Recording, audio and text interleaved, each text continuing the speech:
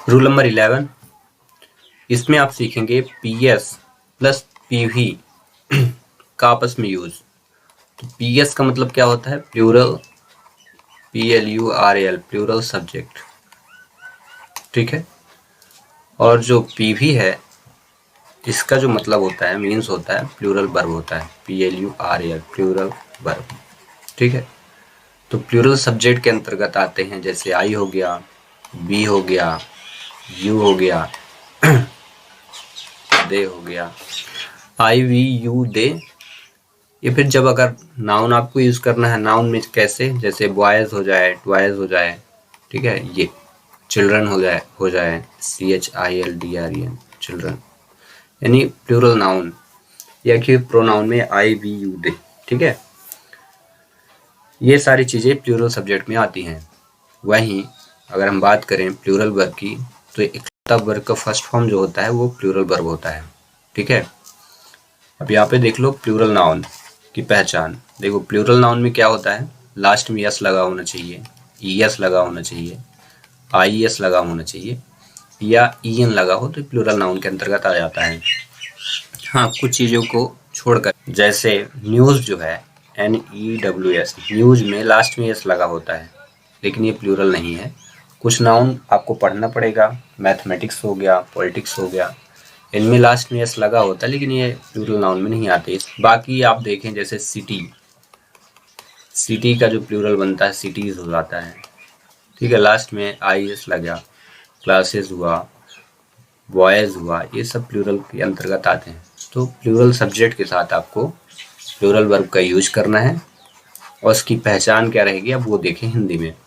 मैं जाता हूँ तो लास्ट में ता आ जाए और उसके बाद हूँ आ जाए, ठीक है। याद क्या रखेंगे, ता, ती, ते अगर आता है सेंटेंस में, और उसके बाद हैं, हूँ और हो का यूज अगर हो हिंदी सेंटेंस में, देन आपको यूज क्या करना है, plural subject then plural verb, बस। और आपका जो हिंदी से इंग्लिश का ट्रांसलेशन होगा वो मेक हो जाएगा।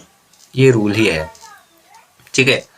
चलिए पहले शुरुआत करते हैं, इनकी मीनिंग को मेक करते हैं। तो मैं के लिए आई का यूज करेंगे आप, और जाता को इंग्लिश में बोलते हैं गो, ठीक है, बस फिनिश। और आप यहाँ पे लिख दो इसका आंसर, तो आई गो हो जाएगा, फिनिश, ठीक है। अगर मैं यहाँ पे यूज करता मैं खाता, तो फिर आ जाता आई ईट, ठीक है। ता ती ते के बाद हाय हु हो, तो इसमें आपको क्या करना है, वर्ब की फर्स्ट फॉर्म का ही यूज करना है, ठीक है। अगला देखते हैं, तुम सोते हो, तो पहले मीनिंग लिखते हैं। तो तुम के लिए आप लिखेंगे यू, और सोना को क्या बोलेंगे, स्लीप, बस। और इसका जो चेंजिंग फॉर्म हुआ वो क्या हुआ, यू स्लीप, फिनिश। हम पढ़ते हैं, तो हमको इंग्लिश में क्या बोलते हैं, वी, पढ़ना रीड, फिनिशिंग पॉइंट देखिए, लिखिए वी रीड, ठीक है। अब यहाँ पे मैं एक एग्जांपल एक्स्ट्रा लेता हूँ, लड़के गाते हैं, तातीते के बाद ये आ गया, तो इसका ट्रांसलेशन आपको करना है। तो लड़के लिखा है तो क्या लिखेंगे, बॉयज, और गाना को सिंग बोलते हैं, तो क्या हो जाएगा, बॉयज सिंग, बॉयज सिंग। आपको किसी भी ग्रामर के रूल की आवश्यकता नहीं है, बस ध्यान से एक एक पॉइंट को आप नोट करते जाओ, आपसे हिंदी से इंग्लिश बनाना आने लगेगा, ठीक है। यहीं पे मैं एक क्वेश्चन दे देता हूँ, बच्चे हंसते हैं, हंसते हैं, ये अगला करते हैं। वे लिखते हैं, तो वे को बोलते हैं दे, और लिखना को बोलते हैं राइट, WRIT। तो इसका चेंजिंग फॉर्म क्या हुआ, दे राइट, ठीक है। और ये फिनिश हो गया, बन गया।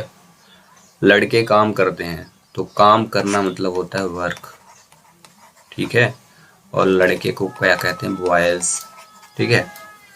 तो ये आपके लिए क्या बन गया answer? Boys work, boys work. ठीक है, तो ये 5 सेंटेंस मैंने लिया आपको समझाने के लिए, और 5 ही मैं आपको दे रहा हूँ करने के लिए।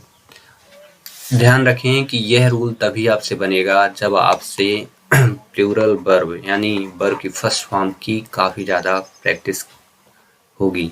तो आप क्या करिए, जितने ही वर्ब हैं उनकी खूब प्रैक्टिस करिए, उनको खूब याद करिए, उसके बाद यूज करना सीख जाएंगे आप, है ना। तो चलिए, बच्चे दौड़ते हैं पहला है, दूसरा लड़कियां खेलती हैं, तीसरा मैं गाता हूँ, चौथा वे लड़ते हैं, और पांचवा तुम बात करते हो।